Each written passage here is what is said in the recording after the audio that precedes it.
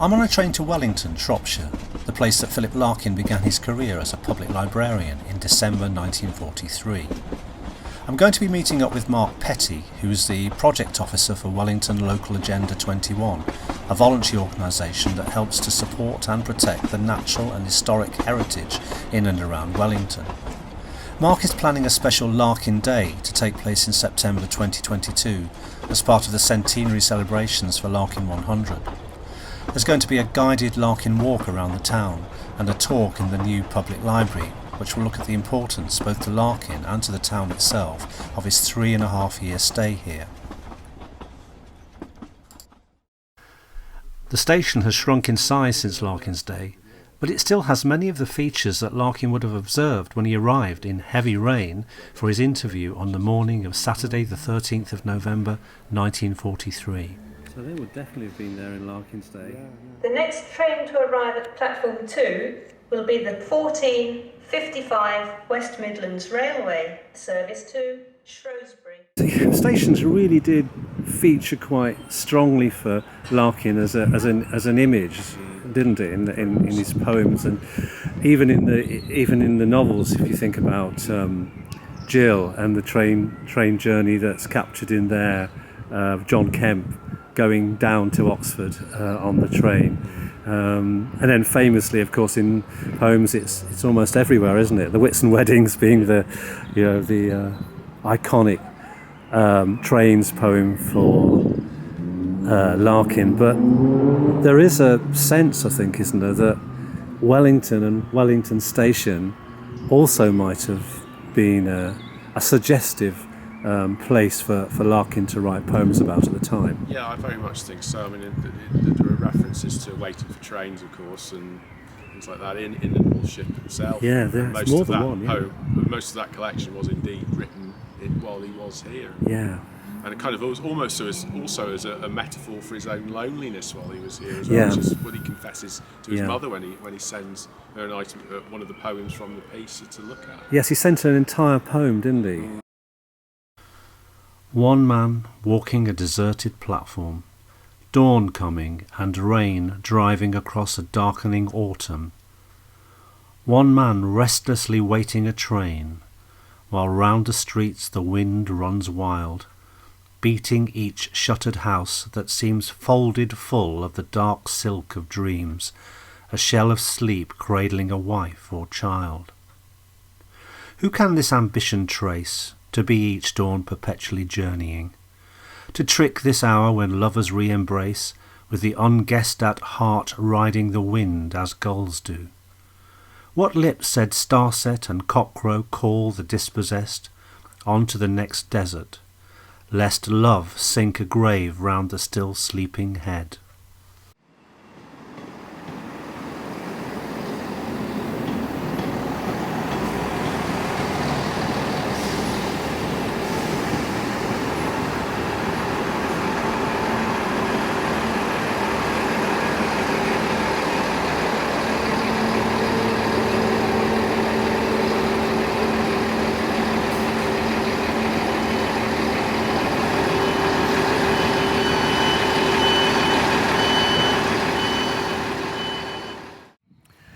Right, okay, well, what we can see in the background there is Wellington's famous landmark. I think it's right to say it's Wellington's most famous landmark, isn't it, the Wrekin? Little Mountain, yeah. Little Mountain, the Wrekin. And we know that that's featured in quite a few bits of poetry. Various poets associated with this area have written about the Wrekin, haven't they? Yeah, the Wrekin has a tremendously long lineage in British poetry. Things like Michael Drayton's Pulley Out Albion, right through to John Masefield, the poet laureate, who wrote about it in his poem The Shropshire Friend. It famously features in Houseman's A Shropshire Lad, and indeed there are many, many other people who were inspired by it too. I think Larkin was inspired by it. I mean, he would have seen it every day of his life in Wellington, wouldn't he?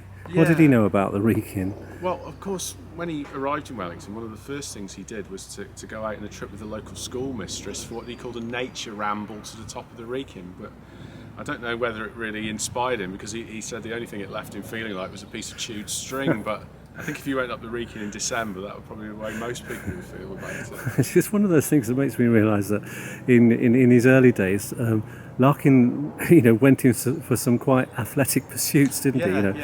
Walking up the Wrekin was one of them. Cycling around was another. Indeed, yeah. They always left him feeling. I think he talks about cycling to Beverley on one occasion from Cottingham and saying he left him feeling like a bit of perished rubber. So it's the same kind of comparison. Yeah, absolutely. Yeah. Now the Wrekin is a famous landmark for Wellington, and it's one of the things that, in terms of people coming to the town and tourism and so on, it will be one thing that the town would obviously emphasise. Yeah. And you've got another project on the go, haven't you, which features Larkin and features the Wrekin. Tell us about that. We've got a brand new project looking at Wellington's cultural connections, and we're calling Wellington's world-beating cultural connections, which for a small provincial town in the centre of Shropshire are really quite astonishing.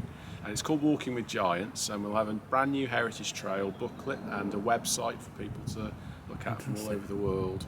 And Larkin is pretty much front centre stage of it, obviously as one of Britain's greatest 20th century poets. He figures, but there are people like Hesper Stretton, who was born here, the famous Victorian novelist, right, possibly the first female international best-selling author. Right. Bruce Chatwin, of course, author of On the Black Hill, which was set in the Shropshire Mid-Wales border. Yeah. He was educated here. Brian Epstein, we're just down the road here from Wrekin College, and Brian Epstein attended here for his last 2 years of education, and they were so bad that this was really the sort of the impetus for him to go into the family business, which of course led him to fame as manager of the Beatles. Amazing, yeah. I love those kind of connections where you can link one thing with another. Indeed, yeah. So, and of course we've also got many other things.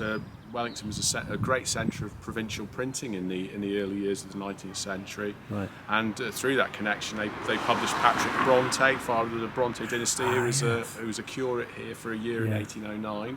But it was really during his time in Wellington that he also found the connections which took him directly to Bronte country in Yorkshire. So really the town plays quite a starring role, and indeed he was the first Bronte in print. Both of his books of poetry were published by Hulston's printers in Wellington. And does that feature in the Giant's Footsteps as well? It does indeed, yeah. And that and many, many more stories. Brilliant. I shall really look forward to that. And that'll be out by the time we get to the Larkin Day, won't Hopefully it? you should have the booklet in your hand by then. Brilliant, yeah. And we'll make sure that we feature it on our website and all social media outlets as well. Yeah, just looking at the Wrekin, I do fancy walking up it one day. Oh, it's a great view from the top. Actually, this would be probably a good day to walk up because it's lovely and warm, but maybe a bit too hot. I think night time is quite a good time. It's early evening because you can see right across to the West Midlands, and you've got all the lights of the Black Country coming on, all across to Birmingham really. And then on the other side you're right across to Mid Wales and all the way up to the Wirral. Astonishing, lovely. Yeah, definitely have to do that when we come back in September, I think. A walk up the Wrekin, following in Larkin's footsteps as much as the other giants Kingsley would be Amis. pretty good. I'm not sure that Kingsley Amis ever made it up there, did he? I think he did, yeah. Did He was supposedly, wow. Him, Ruth Bowman and Kingsley Amis I think this is where Ruth developed a dislike of Kingsley Amis from having trips up the Wrekin. I think Amis might have described it as being on manoeuvres or something. Yeah. I imagine, No, I just can't imagine the three of them walking up there. That's quite. Of course, he talks, doesn't he? And there's a letter I think he wrote in the collection that came out in the 90s where he talks about taking a walk on a Sunday morning through muddy woodlands and up hills, and I feel that he must almost certainly have been. If you look to the Wrekin area, and just to the left of it, you'll see the Arkle, which is the Wrekin's sort of smaller sibling, one of the 5 hills of the Wrekin range. And he talks about walking in these woodlands, and I feel almost certainly that must have been a walk around the woodlands of the Arkle. No, he was a good walker, wasn't he? In those days, he'd walk around. Unusually energetic. Yeah. Well, because he didn't have a car until much later in life. So his main forms of transport would have been, Shanks's pony and cycling and trains and buses, wouldn't they? Yeah. A healthy lifestyle, you might say, to some degree. Now we're in publand, aren't we? We are. The Dun Cow will have certainly been here when Larkin's. Doesn't mention the Dun Cow anywhere, I don't think, does he? This was called Dun Cow Lane at one time. Was it? The White Lion, does he mention the White Lion?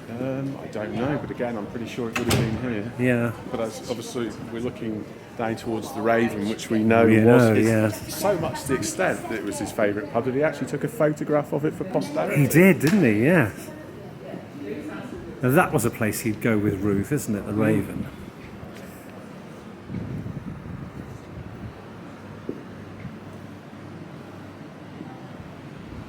Kind of one of the few. A lot of the buildings at Wellington are really old, but a lot of them were bricked up in the Victorian era, so they don't have the kind of the feel of antiquity. But the White Lion is one of the few that actually still. Yeah, I mean, actually, that White Lion is reminiscent of the Golden Cross pub in Coventry that Larkin used to go to as a teenager. And of course, here we have the Wrekin Hall, the YMCA, and this is where Larkin learned to play billiards. Yes, yeah. That was his reason for joining, wasn't it? Yes. He was persuaded by...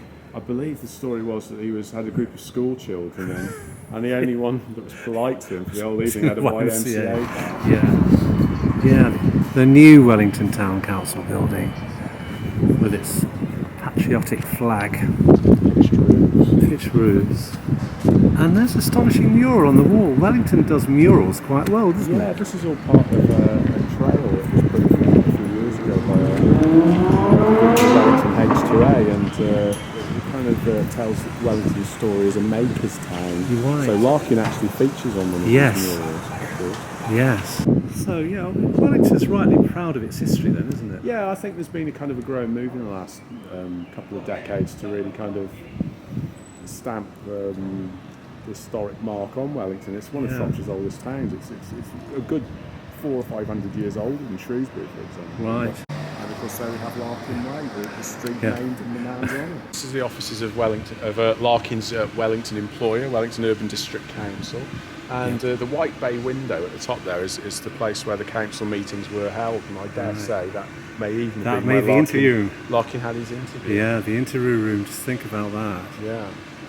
Saturday morning, this nervous young man arriving in the rain from Coventry to be interviewed for his destiny. Yes, absolutely. Yeah. When did that cease to be council buildings? A very long time ago? Well, the Urban District Council ended, I think, in '74 or something like that, with all the local government reforms. So I'd probably the early '70s. I would think. Because I know when Larkin came back to open the annex, I think when that was in the 70s, wasn't it? 62. 62. Oh, earlier, much earlier. He said that some of the people were still around, and I think the chair of the library committee was still. Was saying, I suppose when you think about it, it wasn't all that a lot. No. 46 to 62. No. It's a lot in cultural terms, but it's only 16 years, isn't it? Yeah, that's right. Yeah. And he ended up over here. This is it. This is the... Well, it's a very interesting... You've got three distinct phases of archaeology. Three distinct phases of architecture here. Yeah. At the far end, we've got what was the parish workhouse, and then a brewery, and in the middle you've got the facade, the facade, handsome facade, as Larkin called it, of the Edwardian Library, which opened in 1902. And you would have been in there yourself quite a few times. Yes, when I started working around, this was still the town's library, and it was a very interesting little building. I liked it very much. It had a lot of character, but obviously as a modern library it perhaps didn't suffice. And at the end here we have the split level and splendid, as Larkin called it, extension, which he opened himself in 1962. Yeah. When Larkin came to be a librarian, there was no browsing section to the library, was there? No. You had to go to a little hatchway or something to order your books. Yeah, I think that had gone out in the previous decade. I think they did open the library out in the 1930s, and so people could actually go in. Yeah, they had the reading room downstairs. He talks about that, doesn't he? Absolutely. But you actually going and browsing books to take out, I don't think was the case. Okay, so there we are. Here's two interesting murals. Yes. Philip Larkin on the left. Yes. And who's that on the right now? That is the toy maker Nora Wellings, who had a factory in Wellington until 1959. Okay. That's really good. Right, that's amazing. That's astonishing. There's so much detail in that, isn't There is. There's lots of pointers to the Larkin story, as we can see from the North Ship in the bottom corner of the mural to on the shelves we can see titles by D.H. Lawrence. Of course, he was accused of bringing dirty books into the library in some quarters. And on the right, of course, we can famously see the Toad. Ah, the Toad work. Squatting on his life. Oh gosh, that's amazing, isn't it? Yeah. And suitably, it's on the wall of a pub. Absolutely. Larkin in his natural habitat. That's. I think we should go and partake, really. Well, we're now in a pub which is not probably, well, it might be one that Larkin went into. Yeah. So end of our little trip to Wellington. We'll be back again in September. Thank you, Mark, for showing me around. And, I was happy to do so. it was brilliant, actually. Your knowledge of Larkin and Wellington is superb. Yeah, so anyway, that's Wellington and Larkin. This is, I'm not sure what it is, but this is the sort of place where something like nothing happens in Wellington.